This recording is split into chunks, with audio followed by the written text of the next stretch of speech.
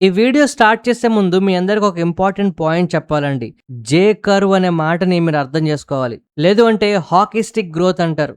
యాక్చువల్‌గా మన స్టాక్ మార్కెట్‌లో కొన్ని కంపెనీస్ సడెన్‌గా పెరగడం స్టార్ట్ అవుతాయండి. అలాంటి కంపెనీస్‌ని పెరిగే ముందు గాని, లేదు ఇప్పుడిప్పుడే పెరగడం స్టార్ట్ అయిన కంపెనీస్‌ని మనం పట్టుకోవడానికి ప్రయత్నం అయితే చేస్తున్నాం. ఇవాల్టి కంపెనీ సేమ్ అలాంటి కేటగిరీకి సంబంధించిందే. ఏదైనా ఒక కంపెనీలో జే కర్వ్ వచ్చినప్పుడు లేదా హాకీ స్టిక్ గ్రోత్ మనకి కనిపించినప్పుడు మనం మంచి కంపెనీస్‌ని అనాలిసిస్ చేసుకొని కొంచెం తగ్గినప్పుడు మనం అక్యుములేట్ చేసుకోవడానికి ప్రయత్నం చేయగలిగితే ఫ్యూచర్‌లో మంచి వెల్త్ జనరేట్ అవుతుందండి. ఇలాంటి కంపెనీస్ చాలా స్పీడ్‌గా పెరుగుతూ ఉంటాయి. ఈ స్పీడ్ ఎందుకొస్తోంది? ఇంకా గ్రోత్ ఎంత కాలం ఉంటుంది? ఎటువంటి టైముల్లో ఇలాంటి స్టాక్స్‌లో మనం ఇన్వెస్ట్‌మెంట్ చేయాలి? ఇలాంటి పాయింట్స్‌ని మనం ఇప్పుడు మాట్లాడుకుందామండి. సో, నేను చెప్పే పాయింట్స్ మీరు జాగ్రత్తగా నోట్ చేసుకుంటే మీకు ఫ్యూచర్‌లో రిఫరెన్స్ కింద ఉంటుందండి. ఇది జస్ట్ వింటే అర్థమవుతుంది, బావుందనిపిస్తుంది కానీ మర్చిపోతారు. మళ్ళీ చెప్తున్నానండి. ఈ కంపెనీలో గ్రోత్ వస్తుందని గ్యారంటీగా మనం మాట్లాడతాం. బట్ ఆ గ్రోత్ ఎందుకొస్తుంది? ఏ టైంకొస్తుంది? ఈలోపు మార్కెట్‌లో ఏం జరుగుతుంది? ఇలా కొన్ని పాయింట్స్ నేను మెన్షన్ చేసి చెప్తానండి. ఇవి ఖచ్చితంగా మీరు నోట్ చేసుకోండి. జే కర్వ్ అనేది ఎందుకొస్తుంది? ఎలా కంటిన్యూ అవుతుందనేది మీకు అర్థమవుతుంది. సో, ఈ వీడియో పూర్తిగా చూసిన తర్వాత నేను చెప్పిన పాయింట్ నచ్చినా, లేదు మేము పెట్టిన ఎఫర్ట్స్ మీకు కరెక్ట్ అనిపించినా మన వీడియోకి లైక్ చేయండి. మన ఛానల్‌కి సబ్స్క్రైబ్ చేయండి. ఈ హెల్ప్ చేస్తారని ఆశిస్తూ లెట్స్ కంటిన్యూ ద వీడియో. ఇవాళ మనం మాట్లాడుకుంటున్న ఈ కంపెనీ ఒక సంవత్సరంలోనే వాళ్ళ తాలూకా ప్రొడక్షన్ కెపాసిటీని భారీగా పెంచిందండి. కానీ కొత్త ప్లాంట్ వచ్చిన వెంటనే సేల్స్ అయితే రావు కదా. బట్ ఈ ప్రొడక్షన్ పెంచడం వల్ల ఏమైందంటే ఇంట్రెస్ట్ కాస్ట్లు పెరిగిపోయాయి, డెప్రిషియేషన్ పెరిగిపోయింది. ఇప్పుడు పెట్టిన పెట్టుబడి వల్ల ఆల్మోస్ట్ ప్రాఫిట్లన్నీ కూడా దాదాపు కనుమరుగైపోయాయి. పరిస్థితి ఎంత ఘోరంగా మారిందంటే ఇన్వెస్టర్స్ అందరూ కూడా ఈ కంపెనీ ఎంత కెపాసిటీ ఎక్స్పాన్షన్ ఎందుకు చేసింది, అసలు ఈ ఎక్స్పాన్షన్ చేయడం తప్పేమో అనిపించిందండి. కానీ ఇప్పుడు అదే కంపెనీలో రెవెన్యూ 55% పెరిగిపోయింది. ఎబిడ్డా 128% పెరిగిందండి. ప్రాఫిట్లు 3.6 కోట్ల నుంచి 36 కోట్లకు పెరిగింది. అంటే దాదాపు 10 రెట్ల జంప్ కనబడిందండి. అంతేకాదు ఎబిడ్డా మార్జిన్ 16.5% నుంచి 24.2% పెరిగింది. ఇది కేవలం ఒక స్ట్రాంగ్ క్వార్టర్ మాత్రమేనా, లేక భారీ క్యాపెక్స్ తర్వాత కనిపించే క్లాసిక్ మ్యానుఫ్యాక్చరింగ్ జే కర్వ్ కి ఇది ఎగ్జాంపులా? ఇవాళ ఈ స్టాక్ గురించి నేను ఎందుకు మాట్లాడుతున్నానంటే ఈ బిజినెస్ లో ఆపర్చునిటీ చాలా చాలా ఇంట్రెస్టింగ్ గా ఉందండి. నేను ఒక మాట చాలా ధైర్యంగా చెప్పగలనండి. ఈ కంపెనీ తాలూకా బిజినెస్ చూసి ఇన్వెస్ట్మెంట్ చేస్తే ప్రశాంతంగా ఉంటారు కానీ రీసెంట్ టైమ్స్ లో స్టాక్ పెరిగిన విధానం కానీ, లేదు అంటే ఈ స్టాక్ ప్రైస్ చూసి కొంత గాబరా పడడం గ్యారంటీ. ఎందుకంటే ఇప్పటికే ఈ స్టాక్ ప్రైస్ ఒక సంవత్సరంలో దాదాపు 150% పెరిగిపోయిందండి. వాల్యుయేషన్ కూడా దాదాపు 100 PE దగ్గర కనిపిస్తుంది. కాబట్టి బిజినెస్ గ్రోత్ ఎంత స్ట్రాంగ్ గా ఉందో చూడడంతో పాటు ఈ గ్రోత్ కోసం మనం ఎంత వాల్యుయేషన్ పే చేస్తాం అనేది కూడా మనకి ఈక్వల్ గా ఇంపార్టెంట్. సో ముందుగా ఈ కంపెనీ గత కొన్ని సంవత్సరాల్లో ఏం చేసిందో అర్థం చేసుకుందాం. ఫస్ట్ భారీ క్యాపెక్స్ అయితే వచ్చిందండి. ఒక మ్యానుఫ్యాక్చరింగ్ కంపెనీ కొత్త ప్లాంట్ ని బిల్డ్ చేసినప్పుడు ఫస్ట్ వాళ్ళు ఏం చేస్తారు, ల్యాండ్, బిల్డింగ్స్, మెషినరీ ఇలాగా చాలా భారీగా మనీ స్పెండ్ చేశారు. ప్లాంట్ కంప్లీట్ అయిన తర్వాత డెప్రిషియేషన్ వెంటనే స్టార్ట్ అయిపోతుందండి. లోన్ తీసుకుంటే ఇంట్రెస్ట్ కాస్ట్ కూడా వెంటనే వీళ్ళు కట్టాల్సి వస్తుంది. కానీ customer approvals, product trials, commercial orders, production ramp up ఇవన్నీ జరగడానికి టైం పడుతుంది. అంటే ముందు ఎక్స్పెన్సెస్ చాలా గట్టిగా వస్తాయి, రెవెన్యూస్ మాత్రం కొంత ఆలస్యంగా వస్తుందండి. ఈ ఎక్స్పెన్సెస్ పెరిగిపోవడం, రెవెన్యూస్ రావడానికి టైం పట్టడం, వీళ్ళ ప్రాఫిట్లు అడుగంటిపోయి పూర్తిగా. కానీ ఓవర్ టైం ఏం జరిగింది, వీళ్ళ దాకా కెపాసిటీ యూటిలైజేషన్ పెరగడం స్టార్ట్ అయిందండి. తర్వాత నెమ్మదిగా సేమ్ ఫిక్స్డ్ కాస్ట్ బేస్ మీద ఎక్కువ ప్రొడక్షన్ జరిగింది. దీనివల్ల రెవెన్యూ పెరిగింది, ఆ తర్వాత మార్జిన్ ఇంప్రూవ్ అయింది, ప్రాఫిట్లు డిస్ప్రపోర్షనేట్లీ పెరగడం స్టార్ట్ అయ్యాయి. దీన్నే మ్యానుఫ్యాక్చరింగ్ ఆపరేటింగ్ లెవరేజ్ అంటారండి, లేదా జే కర్వ్ ఎఫెక్ట్ అంటాం. ఈ కంపెనీలో కూడా ఎగ్జాక్ట్లీ ఇదే ప్యాటర్న్ కనిపిస్తుందండి. FY24 లో ఫిక్స్డ్ అసెట్స్ దాదాపు 203 కోట్లు మాత్రమే ఉండగా FY25 లో అవి 624 కోట్లు పెరిగాయండి. అంటే ఆల్మోస్ట్ 3 రెట్లు పైగా మనకి ఫిక్స్డ్ అసెట్స్ పెరిగాయి. అంటే గ్రోత్ చాలా ఎక్కువ వస్తుందని అర్థం చేసుకోవచ్చు.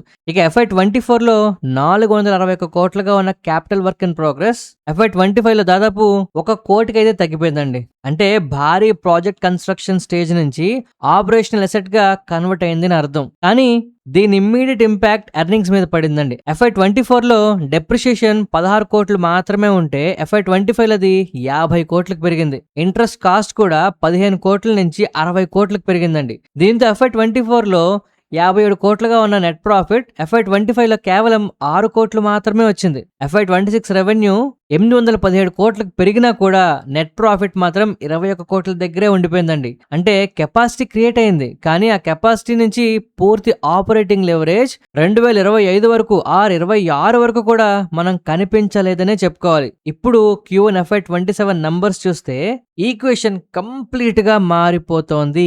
ఇది అసలైన విషయం అండి. Q1 FY27 లో అసలు ఏం జరిగింది, కంపెనీలో ఏం మార్పు వచ్చింది అంటే వీటి తలక రెవెన్యూస్ 307 కోట్లకైతే చేరాయండి. ప్రీవియస్ ఇయర్ సేమ్ క్వార్టర్ తో కంపేర్ చేస్తే రెవెన్యూస్ లో దాదాపు 55% గ్రోత్ అయితే వచ్చింది. ఈ గ్రోత్ లో ప్రధానమైన విషయం ప్రైస్ ఇంక్రీజ్ కాదండి, సేల్స్ వాల్యూమ్స్ దాదాపు 42% పెరగడం జరిగింది. అంటే కంపెనీ నిజంగా ఎక్కువ మెటీరియల్ మ్యానుఫ్యాక్చర్ చేసి ఎక్కువ ప్రొడక్షన్ ని సెల్ చేస్తోంది. ఎబిడ్డా 74 కోట్లకు చేరిందండి. ప్రీవియస్ ఇయర్ తో పోలిస్తే ఎబిడ్డా గ్రోత్ దాదాపు 128%. ఎబిడ్డా మార్జిన్స్ 16.5% నుంచి 24.2% పెరగడం అనేది ఆపరేషనల్ లెవరేజ్ ఎంత బాగుందో మనం అర్థం చేసుకోవచ్చు. దీనివల్లే 3 కోట్ల ప్రాఫిట్ 36 కోట్లకైతే పెరిగిందండి. అప్రాక్సిమేట్ గా 10 times పెరిగిందని చెప్పుకోవచ్చు. సో ఒక ప్రాఫిట్లు పెరగడం, రెవెన్యూస్ పెరగడం అండ్ మోస్ట్ ఇంపార్టెంట్లీ రీసెంట్ గా వచ్చిన క్వార్టర్లో వీళ్ళు పే చేసిన ఇంట్రెస్ట్ ఇంతకు ముందు 14 కోట్ల నుంచి ఇప్పుడు 11 కోట్లకు తగ్గిందండి. So higher revenues, better product mix, increase customer off take కారణంగా ఆపరేటింగ్ ప్రాఫిట్ బాగా పెరిగింది. ఇక్కడ ముఖ్యమైన విషయం ఉందండి, ఏంటంటే ఈ margin improvement inventory price fluctuations వల్ల వచ్చిన టెంపరీ గెయిన్ అయితే కాదు. చాలా కంపెనీస్ లో ఏంటంటే ఇన్వెంటరీ ఎక్కువ ఉండడం, వాటిని ఒకేసారి అమ్మడం వల్ల రెవెన్యూస్ రిలీజ్ అవుతుంటాయండి. కానీ ఇక్కడ అలా కాదు. హైయర్ కెపాసిటీ యూటిలైజేషన్ కానీ, బెటర్ ప్రొడక్ట్ మిక్స్ కానీ, కొత్త ప్రొడక్ట్స్ నుంచి వచ్చిన సుపీరియర్ ప్రాఫిటబిలిటీ గానీ చాలా మెయిన్ రీజన్స్ గా మనం చెప్పుకోవాలి. సో ఇప్పుడు వీళ్ళ తలగా కొత్తగా ఇంక్రీజ్ చేసిన కెపాసిటీలో కెపాసిటీ యూటిలైజేషన్ 60% ఉందండి. అది రీసెంట్ గా 65% పెరిగింది. అంటే ఇంకా హెడ్ రూమ్ మిగిలిందండి. ఒకవేళ ఆర్డర్లు ఎక్కువ వచ్చినా ఇంకా 35% కెపాసిటీ వీళ్ళు పెంచడానికి అవకాశం ఉంది. యూటిలైజేషన్ పెరిగితే ఖచ్చితంగా సేమ్ ప్లాంట్ తో, సేమ్ మెషినరీతో, సేమ్ డిప్రిషియేషన్ బేస్ మీద మనకి వాల్యూమ్స్ ఇంకా ఎక్కువైతే ఖచ్చితంగా ఆపరేషనల్ లెవరేజ్ ఇంకా పెరగడానికి ఆస్కారం ఉంది. ఇది ఫ్యూచర్ లో మరింత గ్రోత్ ని ఇది ట్రిగ్గర్ చేయగలదనడానికి మరొక ఎగ్జాంపుల్. అయితే మీ అందరికీ డౌట్ రావచ్చు, ఈ కంపెనీ ఏం మ్యానుఫ్యాక్చర్ చేస్తుంది? సో ఇవాళ మనం మాట్లాడుకుంటున్న కంపెనీ పేరైతే యాషో ఇండస్ట్రీస్ అండి. యాషో ఇండస్ట్రీస్ ఒక speciality and fine chemical manufacturer. ఈ కంపెనీ దాదాపు 148 ప్రొడక్ట్స్ అయితే మ్యానుఫ్యాక్చర్ చేస్తుందండి. బిజినెస్ ని బ్రాడ్లీ 5 వెర్టికల్స్ గా మనం డివైడ్ చేయొచ్చు. Food antioxidants, aroma chemicals, rubber chemicals, lubricants and speciality and industrial chemicals. కానీ ప్రస్తుతానికి ఎంటైర్ గ్రోత్ స్టోరీలో ప్రధానమైన ఇంజిన్ ఏది అంటే ఇండస్ట్రియల్ కెమికల్స్ అండి. Q1 రెవెన్యూలో దాదాపు 89% of the industrial chemical segment నుంచే మనకి వచ్చింది. ఫుడ్ యాంటీ ఆక్సిడెంట్స్ కానీ, ఆరోమా కెమికల్స్ వంటి ఆర్డర్స్ బిజినెస్ తో పోలిస్తే ఇండస్ట్రీ కెమికల్స్ లో customer approvals, product stickiness, long term supply relationships ఇవన్నీ కూడా చాలా ఎక్కువగా ఉంటాయన్నమాట. సో ఎక్స్పోర్ట్స్ లో కూడా బిజినెస్ చాలా ఇంపార్టెంట్ అని చూపిస్తోంది. Q1 రెవెన్యూలో 69% ఎక్స్పోర్ట్స్ నుంచి వచ్చాయండి. USA, Europe, Asia, middle east, Africa ఇలాగా మల్టిపుల్ జియోగ్రాఫిక్స్ లో కంపెనీ ప్రొడక్ట్స్ అయితే సెల్ చేస్తుంది. సో ఇంతకు ముందు టారిఫ్స్ కారణంగా కొంత ఇబ్బంది వచ్చింది. యూఎస్ సేల్స్ కొంత స్లో అయ్యి, ఆ తర్వాత ప్రెషర్ తగ్గిన తర్వాత యూఎస్ బిజినెస్ లో సీజబుల్ ఇంప్రూవ్మెంట్ కనిపించిందట. ప్రస్తుతానికైతే ఏషియాలోని లేదంటే మిడిల్ ఈస్ట్ లో జరుగుతుంది. దీనివల్ల కొంత ఇంపాక్ట్ అయితే ఉండొచ్చండి. But what ever it is, stock price మాత్రం తారాజువుల ఆకాశంలోకి పరిగెడుతుంది. ఇక ఈ కంపెనీ తలక బిజినెస్ లో ఒక మేజర్ షిఫ్ట్ గురించి మనం మాట్లాడుకోవాలండి. యాషో ఇండస్ట్రీ స్టోరీలో ఇది చాలా ఇంపార్టెంట్ అన్నమాట. ఎందుకంటే హిస్టారికల్ గా లాంగ్ టర్మ్ లేదా పీరియడికల్లీ మనకు కొంత కస్టమర్స్ రిపీటెడ్ గా ఉంటారు. ఈ బిజినెస్ లో దాదాపు 30 నుంచి 40% రేంజ్ లో ఉండేదండి. ఇప్పుడు కమిటెడ్ లేదా కాంట్రాక్టెడ్ కస్టమర్ బిజినెస్ 50% కన్నా ఎక్కువ కంట్రిబ్యూషన్ చేస్తోంది. ఇది ఎందుకు ఇంపార్టెంట్ అంటే స్పాట్ మార్కెట్ అంటారండి. అంటే product price, demand, raw material cost, competition ఆధారంగా ఫ్రీక్వెంట్ గా మారిపోతుంటాయి స్పాట్ మార్కెట్ లో. కానీ కమిటెడ్ బిజినెస్ లో కస్టమర్ రిలేషన్షిప్ చాలా రిలేటివ్ గా హై లెవెల్లో స్టేబుల్ గా ఉంటుందండి. ప్రైసింగ్ కూడా రా మెటీరియల్ కాస్ట్ ఆధారంగా ఫార్ములా డ్రివెన్ మెకానిజం తో రీసెట్ అవుతుంది అనమాట. అంటే కొన్ని కాంట్రాక్ట్స్ లో క్వార్టర్లీ, మరికొన్ని కాంట్రాక్ట్స్ లో హాఫ్ ఇయర్లీ మనకి ప్రైస్ అయితే రీసెట్ అవ్వచ్చు. దీంతో రా మెటీరియల్ ప్రైస్ సడన్ గా పెరిగినప్పుడు ఆ ఇంక్రీజ్ ని కస్టమర్ పాస్ చేయడానికి స్ట్రక్చర్డ్ మెకానిజం అయితే ఉంటుంది. ఇది ప్రతి క్వార్టర్ మార్జిన్ సేమ్‌గా ఉంటుందని గ్యారంటీ ఇవ్వదు. కానీ కంప్లీట్‌లీ స్పాట్ మార్కెట్ డిపెండెంట్ బిజినెస్‌తో కంపేర్ చేస్తే ఎర్నింగ్స్ వాలటిలిటీ కొంత రెడ్యూస్ అయితే చేయగలదండి. గత 12 నెలల్లో లాంచ్ చేసిన కొన్ని కొత్త ప్రొడక్ట్‌లు ఏవైతే ఉన్నాయో ఓల్డ్ ప్రొడక్ట్స్‌తో కంపేర్ చేస్తే దాదాపు 10-12% వరకు బెటర్ ప్రాఫిటబిలిటీ కలిగి ఉన్నాయట. గడిచిన 2 సంవత్సరాల్లో ఈ కొత్త ప్రొడక్ట్‌ల నుంచి అలాగే న్యూ కెమిస్ట్రీ ఈ బిజినెస్ నుంచి దాదాపు 30% ఆఫ్ ద రెవెన్యూస్ కంట్రిబ్యూట్ అయితే అవుతున్నాయట. సో అంటే గ్రోత్ కేవలం ఎగ్జిస్టింగ్ ప్రొడక్ట్స్‌కి మాత్రమే కాదండి. ఆర్డర్స్ రావడం వల్ల మాత్రమే కాదు. ప్రొడక్ట్ పోర్ట్‌ఫోలియో కూడా గ్రాడ్యుయల్‌గా మనకి చేంజ్ అవుతోంది. ఇదే ఇంపార్టెంట్ ట్రిగ్గర్ అండి. ఒక గ్లోబల్ మల్టీనేషనల్ కంపెనీతో యాషో ఇండస్ట్రీస్ వాళ్ళు 15 ఇయర్ లూబ్రికెంట్ ఎడిటివ్ సప్లై అగ్రిమెంట్‌ని సైన్ చేశారు. ఈ కాంట్రాక్ట్ కోసం డెడికేటెడ్ మ్యానుఫ్యాక్చరింగ్ సెటప్ కూడా వీళ్ళు ఏర్పాటు చేస్తున్నారండి. ఈ ప్రాజెక్ట్ ఫుల్లీ ర్యాంప్ అప్ అయిన తర్వాత దాదాపు 150 కోట్ల రెవెన్యూ పొటెన్షియల్ దీనికి ఉండొచ్చు. ఇది సాధారణ పర్చేస్ ఆర్డర్ కాదండి. 15 సంవత్సరాల పాటు రిలేషన్‌షిప్ అంటే ఆ కస్టమర్‌కి product, quality, technology, manufacturing capability ఇలాగా అన్నిటి మీద లాంగ్ టర్మ్‌లో కాన్ఫిడెన్స్ ఉంది అని చెప్పి మనం అర్థం చేసుకోవచ్చు. ఇంకా ముఖ్యమైన విషయం ఏంటంటే Q1 FY27 నాటికే కస్టమర్ దగ్గర నుంచి 98 కోట్ల అడ్వాన్స్ కంపెనీకి అయితే వచ్చేసింది. సో కస్టమర్ అడ్వాన్స్ ఇవ్వడం అంటే ఆ ప్రాజెక్ట్ కమిట్మెంట్‌కి ఖచ్చితంగా ఒక టాంజిబుల్ ఎవిడెన్స్ అయితే ఉన్నది.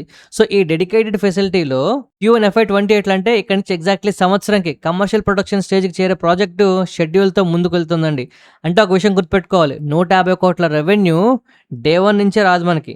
ప్లాంట్ కమిషనింగ్ అయిన తర్వాత, స్టెబిలైజేషన్ అయిన తర్వాత, కస్టమర్ వాలిడేషన్ వచ్చిన తర్వాత, ప్రొడక్ట్ ర్యాంపప్ అయిన తర్వాత, యాక్చువల్ ఆఫ్ టేక్ మనం చూసిన తర్వాత, ఈ స్టేజెస్ అన్ని కంప్లీట్ అయిన తర్వాత ఫుల్ రెవెన్యూ పొటెన్షియల్ కనిపిస్తుంది. బట్ ఇప్పటికే అడ్వాన్స్ రావడం ఏంటి అంటే మార్కెట్లు దీన్ని చాలా చాలా పాజిటివ్గా తీసుకుంటున్నాయండి. అయితే ఇదే టైంలో ఇలాగా ఒక కంపెనీ దగ్గర నుంచి 15 సంవత్సరాల ఆర్డర్ వచ్చింది అంటే ఇలాంటి బిజినెస్లు ఫ్యూచర్లో ఎక్కువ అవుతాయండి. బట్ ఇక్కడ రిస్క్ ఉంది. ఫ్యూచర్లో ఏ చిన్న ప్రాబ్లం వచ్చినా ఎంటైర్ ప్రాజెక్ట్ మనకు దెబ్బతింటుందండి. ఎగ్జిక్యూషన్ రిస్క్ కూడా మనకు ఉంటుంది. సో ప్రాజెక్ట్ డిలే అయినా, కస్టమర్ ఆఫ్ టేక్ కాస్త స్లో అయినా, రెవెన్యూ ర్యాంపప్ అనేది ఎక్స్పెక్టెడ్ కంటే కొంచెం తక్కువ ఉండొచ్చు. ఇటువంటి టైముల్లో మనం కొంత జాగ్రత్తగా ఉండాలండి. సో ఇలాంటి వాటిని వీళ్ళు దృష్టిలో పెట్టుకుని మరొక 250 కోట్ల ఎక్స్పాన్షన్ ప్లాన్ కూడా చేస్తున్నారండి. ఎగ్జిస్టింగ్ కెపాసిటీ యూటిలైజేషన్ ఇంప్రూవ్ అవుతున్న టైంలోనే యాషో ఇండస్ట్రీస్ మరో 250 కోట్ల క్యాపెక్స్ ప్రోగ్రామ్ స్టార్ట్ చేసిందండి. ఎర్లియర్ ప్లాన్ 125 కోట్ల ఎక్స్పాన్షన్ ఇప్పుడు 250 కోట్లకైతే పెరిగింది. సో 2 కొత్త బిజినెస్ ప్లాంట్స్ అయితే వీళ్ళు నిర్మిస్తున్నారండి. ఈ ఫెసిలిటీస్లో ఇండస్ట్రియల్ కెమికల్స్ మ్యానుఫ్యాక్చర్ చేస్తారు. కొన్ని ఎగ్జిస్టింగ్ ప్రొడక్ట్స్కి అడిషనల్ కెపాసిటీ యాడ్ చేస్తారు. మల్టిపుల్ న్యూ మాలిక్యూల్స్ని కూడా కమర్షియలైజ్ చేస్తున్నారండి. ఫేజ్ 1 ఇన్వెస్ట్మెంట్లో దాదాపు 100 కోట్లు పెడుతున్నారు. ఇది FY28లో ఆపరేషనల్గా మనకి వస్తుంది. ఇక ఫేజ్ 2లో దాదాపు 150 కోట్లు పెడతారండి. ఇది Q4 FY28లో అంటే ఆల్మోస్ట్ 2 కూడా ఈ కొత్త కెపాసిటీ 2028లో స్టార్ట్ అవుతుంది. ఒకటి మొదటి క్వార్టర్లో అయితే రెండోది 4వ క్వార్టర్లో అనమాట. అయితే ఈ కంపెనీ క్యాపెక్స్ ఎందుకు చేసేస్తుంది? జనరల్గా డబ్బులు ఉన్నాయని మనం కొనేసుకుంటామండి అని, లేదా కెపాసిటీ ఎక్స్పాన్షన్ చేసేస్తామా అండి? కాదు కదా. వీళ్ళు ఏం చేస్తున్నారు, 250 కోట్లు పెడుతున్నారు కదా, దీని మీద దాదాపు 2.5 టైమ్స్ రెవెన్యూ పొటెన్షియల్ని కంపెనీ డిజైన్ చేస్తుందండి. సింపుల్గా క్యాల్కులేషన్ చేస్తే ఫుల్ యూటిలైజేషన్ స్టేజ్లో అప్రాక్సిమేట్లీ 625 కోట్ల రెవెన్యూ కెపాసిటీ క్రియేట్ అయ్యే అవకాశం ఉందన్నమాట ఈ కంపెనీకి. ఇది ఇమీడియట్ రెవెన్యూ కాదు, బట్ థియరిటికల్గా ఫుల్ స్కేల్ పొటెన్షియల్ మాత్రం అర్థం చేసుకోవాలి. So customer approvals, demand, product mix, utilisation, commissioning ఇవన్నీ ఈ టైమ్ లైన్స్ అన్నీ మనం ఎగ్జిక్యూషన్లో ఇంపార్టెంట్ విషయాలండి. ఇక్కడ పాజిటివ్ పాయింట్ ఏంటి అంటే ఇంక్రిమెంటల్ కెపాసిటీలో దాదాపు 60% నుంచి 65% వరకు కస్టమర్ రిలేషన్షిప్ లేదా కమర్షియల్ కమిట్మెంట్ ఆల్రెడీ ఐడెంటిఫై అవుతాయి ఇక్కడ. అంటే ఇప్పుడు చెప్పుకున్నాం కదా ఇందాక 15 సంవత్సరాల ఒక ఆర్డర్ వచ్చిందని, అలాంటి వాళ్ళ కోసం వీళ్ళు ఇలాంటి కెపాసిటీలు చేస్తుంటారు అనమాట. సో రిమైనింగ్ కెపాసిటీ కొంతవరకు కస్టమర్స్ యాడ్స్ చేసుకోవాల్సి ఉంటుందండి. ఈ ఎక్స్పాన్షన్ కోసం దాదాపు 100 కోట్లు అడిషనల్గా వీళ్ళు బారోయింగ్ కూడా చేయొచ్చు ఫ్యూచర్లో. అంటే గ్రోత్ ఆపర్చునిటీతో పాటు బ్యాలెన్స్ షీట్ కూడా మనం కాస్త ట్రాక్ చేయాలి. అప్పులు చేస్తున్నారు వీళ్ళు.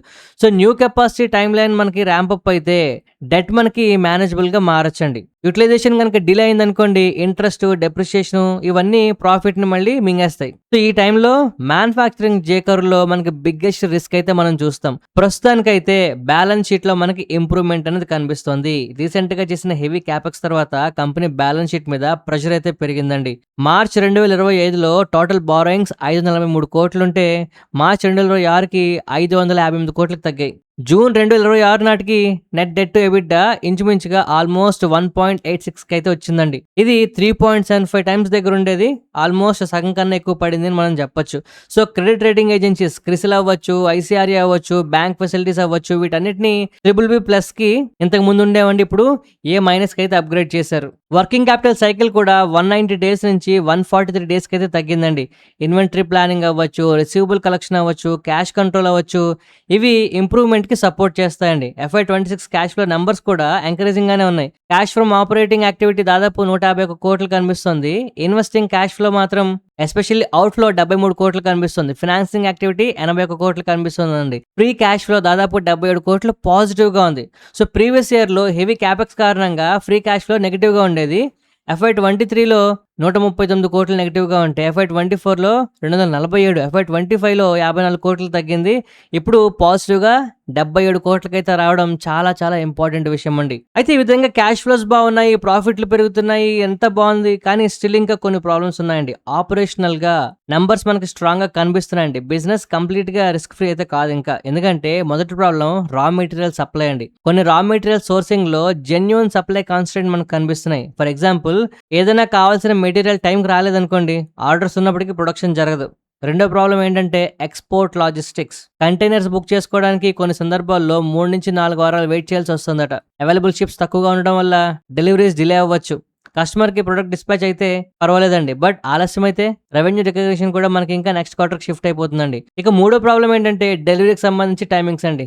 సప్లై చైన్ సిచ్యువేషన్ లో మేజర్ ఇంప్రూవ్మెంట్ అయితే ఇంకా కనబడలేదు కనుక డెలివరీ విషయంలో మనం కొంత డిలేస్ చూడడానికి అవకాశం ఉంది. ఇక ఫోర్త్ ప్రాబ్లం ఏంటంటే వర్కింగ్ క్యాపిటల్. FY26 లో ఇన్వెంటరీ డేస్ 172, డెటార్ డేస్ అయితే 90, క్యాష్ కన్వర్షన్ సైకిల్ 191. అంటే Q1 లో ఇంప్రూవ్మెంట్ వచ్చినప్పటికీ స్పెషాలిటీ కెమికల్ మ్యానుఫ్యాక్చరింగ్ బిజినెస్ లో క్యాష్ చాలా కాలం స్టిల్ ఇంకా ఇన్వెంటరీ రిసీవబుల్స్ లో లాక్ అవుతుందండి. గ్రోత్ వేగంగా జరిగితే వర్కింగ్ క్యాపిటల్ రిక్వైర్మెంట్ కూడా పెరుగుతుంది. అంటే ప్రాఫిట్ ఇంక్రీజ్ అయినంత మాత్రాన క్యాష్ ఫ్లో ఆటోమేటిక్ గా అదే స్పీడ్ లో పెరుగుతుంది అని అజ్యూమ్ చేయకూడదు. సో ఓవరాల్ గా హిస్టారికల్ పర్ఫార్మెన్స్ ఏం చెప్తోంది అంటే లాంగ్ టర్మ్ నంబర్స్ చూస్తే కంపెనీ స్కేల్ అప్ అయితే అయిపోతుందండి. FY15 లో సేల్స్ 169 కోట్లు ఉంటే అది FY26 కల్లా 817 కోట్లకు చేరిందండి. అంటే ఇంచుమించుగా 5 రెట్లు పెరగడం జరిగింది. 10 year కాంపౌండెడ్ సేల్స్ గ్రోత్ దాదాపు 16%, రీజనబుల్ గా స్ట్రాంగ్ గా కనిపిస్తుంది. 5 year సేల్స్ గ్రోత్ దాదాపు 18% కనిపిస్తుందండి. కానీ రీసెంట్ 3 year సేల్స్ గ్రోత్ మాత్రం కేవలం 7% మాత్రమే ఉంది. దీనికి కారణం ఏంటంటే క్యాపెక్స్ చేయడం, ట్రాన్సిషన్ అవ్వడం, వీక్ యూటిలైజేషన్, కస్టమర్ అప్రూవల్స్ రావడానికి టైం పడడం, కమిషనింగ్ అయిన తర్వాత కొంచెం డిలేస్ ఉండడం, ఇలాంటివి కారణాలు అవుతాయండి. బట్ 10 year ప్రాఫిట్ గ్రోత్ మాత్రం దాదాపు 30% అయితే కనిపిస్తుంది. బట్ స్టిల్ రీసెంట్ పీరియడ్లో ప్రాఫిట్ చాలా వాల్టైల్గా ఉందండి. ఎందుకంటే FY25లో 53 కోట్ల నెట్ ప్రాఫిట్ ఉంటే FY24లో కూడా స్టిల్ 57 ఉంది. కానీ FY25లో 6 కోట్లకి పడిపోయింది. FY26లో 21 కోట్లకు పెరిగిందండి. అంటే కరెంట్ ట్రైలింగ్ ప్రాఫిట్ దాదాపు 52 కోట్లకి ఇంప్రూవ్ అయిందని చెప్పొచ్చు. బట్ Q1 FY27లో స్ట్రాంగ్ రికవరీ క్లియర్ గా కనిపిస్తుందని కూడా చెప్పొచ్చు. అంటే ఒక క్వార్టర్లో ఇప్పుడు మంచి గ్రోత్ కనిపించిందండి. ఇలాంటి గ్రోత్ నెక్స్ట్ 3 క్వార్టర్లో వచ్చి సంవత్సరం మొత్తం పెరిగిపోతుందని మనం చెప్పలేం కదా. సో అందువల్ల ఏంటి అంటే ప్రాఫిట్స్ ఇప్పటికీ కాస్త ఫ్లక్చుయేషన్ గా ఉండడం కొంతవరకు ఇబ్బంది పెట్టే విషయమే. అయితే మార్కెట్లు ఈ ప్రాఫిట్ ఫ్లక్చుయేషన్ కూడా పట్టించుకోవట్లేదండి. కారణం ఏంటి? చార్ట్ చూస్తే మీకు అర్థమవుతుంది. తన్నుకుపోతున్నారు ప్రైస్ మీదకి. సో ఇక్కడ ఒక ఇంపార్టెంట్ పాయింట్ నేను చెప్తాను, గమనించండి. మనం స్టార్టింగ్ లో ఒక విషయం మాట్లాడుకున్నాం. వీళ్ళు క్యాపెక్స్ చేసిన తర్వాత ప్రాఫిట్లు తగ్గాయి, రెవెన్యూస్ తగ్గాయి అని చెప్పి మనం మాట్లాడుకున్నాం, అవునా? ఇప్పుడు ఇంప్రూవ్ అవుతుంది అని చెప్తున్నాం. మళ్ళీ FY28లో మరొక 250 కోట్ల క్యాపెక్స్ ప్లాన్స్ చేస్తున్నారు. అంటే మళ్ళీ మనకి బేస్ ఫామ్ అవడానికి లేదు, మార్కెట్ లో కొంత స్లో డౌన్ రావడానికి అవకాశం మనకి కనిపిస్తోంది. ఈ స్టాక్ ప్రైస్ లో మనకు మళ్ళీ కాస్త సెల్ ఆఫ్ అనేది వస్తుంది ఫ్యూచర్ లో. అప్పుడు మనం జాగ్రత్తగా గమనించాలండి. సో అందువల్ల జే కర్వ్ వ్యాలిడేట్ కావాలి అంటే స్ట్రాంగ్ రెవెన్యూతో పాటు స్ట్రాంగ్ క్యాష్ ఫ్లోస్, అలాగే కన్సిస్టెంట్ యూటిలైజేషన్ కూడా మనకి కనిపించాలి. ఇది మనకి మళ్ళీ డిస్టర్బ్ అయ్యే అవకాశం నెక్స్ట్ 2028లో రావచ్చు. అంటే ఈ లోపు స్టాక్ ప్రైస్ ఎక్కడికైనా వెళ్ళిపోతుంది అనుకోండి ఈ న్యూస్ తోని. బట్ మనం గమనించాల్సింది ఏంటి అంటే స్టాక్ వాల్యుయేషన్ మాత్రం ఇక్కడ చాలా పెద్ద క్వశ్చన్ గా ఉందండి. ఈ స్టాక్ ప్రైస్ 4400 దగ్గర ఉంటే మార్కెట్ క్యాపిటలైజేషన్ దగ్గర 5300 కోట్లు కనిపిస్తుంది. 1 year లో 150% పెరిగిపోయింది.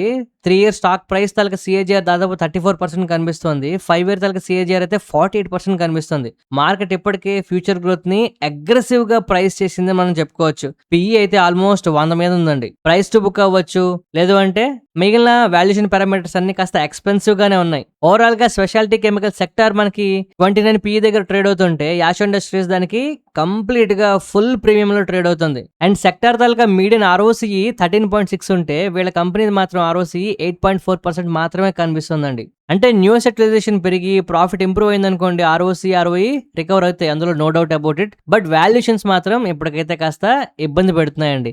సో స్టాక్ ప్రైస్ పెరిగిపోయింది కనుక మనం ఖచ్చితంగా డిప్స్ కోసం వెయిట్ చేయాలి. కాకపోతే ప్రాబ్లం ఏంటి అంటే బిజినెస్‌లో వచ్చే ఇంప్రూవ్‌మెంట్ కంటే స్టాక్ ప్రైస్ ముందుగానే వెళ్ళిపోతుందండి. హైయర్ వాల్యుయేషన్స్‌లో ఎగ్జిక్యూషన్ డిలే వచ్చినా చాలా చాలా పెద్ద కరెక్షన్ అయితే రావచ్చు ఫ్యూచర్‌లో. సో మార్జిన్స్ కొంచెం తగ్గినా, లేదంటే ప్లాన్ కమిషన్ డిలే అయినా, ఏ చిన్న నెగెటివ్ న్యూస్ వచ్చినా స్టాక్ భయంకరంగా రియాక్ట్ అవుతుంది. సో మనం దీన్ని కాస్త జాగ్రత్తగా గమనించాలి. కంపెనీ మంచి ఫ్యూచర్ అయితే ఉందండి. No doubt about it. కాకపోతే స్పీడ్‌గా పెరిగిపోతుంది. బిజినెస్ కన్నా స్పీడ్‌గా పెరిగిపోతుంది.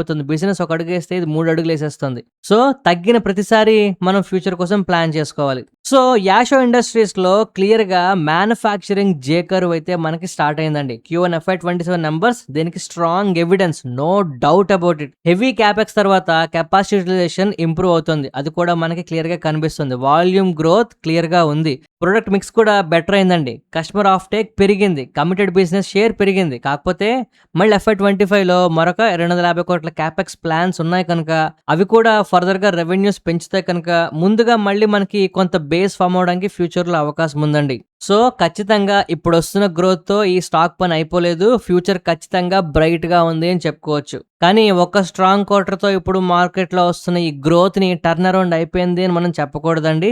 ఖచ్చితంగా మనం నెక్స్ట్ క్వార్టర్‌లో మిగిలిన విషయాలు కూడా ఎలా ఉన్నాయనేది మనం చూడాలి. Capacity utilisation, volume growth, EBITDA margin, operating cash flow, working capital cycle, new facilities execution, debt improvement అవుతుందా లేదా, బిజినెస్ ఆపర్చునిటీ రియల్‌గా ఉందా లేదా, ఇదే టైంలో వాల్యుయేషన్స్ ఎలా ఉన్నాయి, ఈక్విటీ ఎంత ర్యాలీ అయిపోతుంది, ఇవన్నీ మనం ట్రాక్ చేసుకొని స్టాక్ ప్రైస్ కొంచెం తగ్గినప్పుడు, మార్కెట్లో కాస్త నెగటివిటీ ఉన్నప్పుడు ఇలాంటి వాటిని ఫ్యూచర్ కోసం పికప్ చేసుకోవాలండి. సో ఈ ఆన్సర్ ఒక క్వార్టర్లో మనకు రాదు. రాబోయే క్వార్టర్స్లో నెమ్మదిగా మనం తగ్గిన ప్రతిసారి నెగటివిటీ ఉన్నప్పుడు అప్పుడు మనం దీన్ని ట్రాక్ చేసుకొని ఫ్యూచర్ కోసం ప్లాన్ చేసుకోవాలండి. సో ఈ వీడియోలో చెప్పిన ఇన్ఫర్మేషన్ మీకు అయితే పూర్తిగా ఎడ్యుకేషనల్ పర్పస్ కోసమేనండి.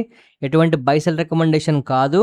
ఖచ్చితంగా మన రిటైల్ ఇన్వెస్టర్లకి జే కర్వ్ వచ్చే కంపెనీస్‌ని, అంటే సడన్‌గా ఒక్కసారిగా కంపెనీలో గ్రోత్ అయితే వస్తుందండి. అలాంటి కంపెనీస్‌ని మీ ముందుకు తేడానికి నేనైతే చాలా గట్టి ప్రయత్నం చేస్తున్నానండి. జే కర్వ్ వచ్చినప్పుడు మనకి కంపెనీలు అమాంతం పెరిగిపోతాయి. అందరూ కూడా ఇదేంటి ఇంతలా పెరిగిపోతుంది అనుకుంటారండి. జే కర్వ్ వచ్చిన తర్వాత ఆ గ్రోత్ సస్టైన్ అయినా కూడా కంపెనీస్ అలాగే నెమ్మదిగా ఫ్యూచర్‌లో రిటర్న్స్ ఇస్తాయండి. ఈ పాయింట్‌ని చాలా మంది మిస్ అవుతారు. అందువల్ల జే కర్వ్‌కి రెడీగా ఉన్న కంపెనీస్, ఇప్పుడే జే కర్వ్ వచ్చి పెరగడం స్టార్ట్ అయిన కంపెనీస్‌ని మనం డిస్కస్ చేస్తున్నాం. ఇలాంటి కంపెనీస్ కోసం మేము పెడుతున్న ఎఫర్ట్స్ మీకు నచ్చితే తప్పకుండా మన వీడియోకి లైక్ చేయండి. మన ఛానల్‌కి సబ్స్క్రైబ్ చేయండి. ఈ హెల్ప్ చేస్తారని ఆశిస్తూ మరొక మంచి వీడియోతో కలుద్దామండి. ధన్యవాదాలు.